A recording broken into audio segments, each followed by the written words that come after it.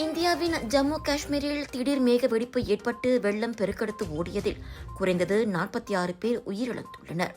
இடிபாடுகள் மற்றும் சேறு சகதியிலிருந்து 167 பேர் காப்பாற்றப்பட்ட நிலையில் அவர்களில் 38 பேரது நிலைமை கவலைக்கிடமாக இருக்கிறது. பலியானோரின் எண்ணிக்கை மேலும் அதிகரிக்கலாம் என மீட்புக் குழு கூறியுள்ள நிலையில் ராணுவமும் தற்போது அந்த மீட்புப் பணியில் இணைந்திருக்கிறது. அந்த துயரச் சம்பவம் குறித்த ஆழ்ந்த இரங்கல் தெரிவித்த பிரதமர் நரேந்திர மோடி மீட்புப் பணிகளுக்கு தேவையான அனைத்து உதவிகளையும் வழங்க உத்தரவிட்டுள்ளார். பெருவெள்ளம் ஏற்பட்ட கஷோஸ்தி கிராமம் மச்சைல் மாதா புனித யாத்திரைக்கான தொடக்க புள்ளியாகும். அதேபோல் கிஷ்தவாரில் உள்ள சண்டி மாதாவின் இமாலய கோயிலுக்கு செல்லும் வழியில் வாகனங்கள் கடைசியாக செல்லக்கூடிய கிராமமாகும். திடீர் வெள்ளத்தை அடுத்து வருடாந்திர புனித யாத்திரை நிறுத்தப்பட்டுள்ளது.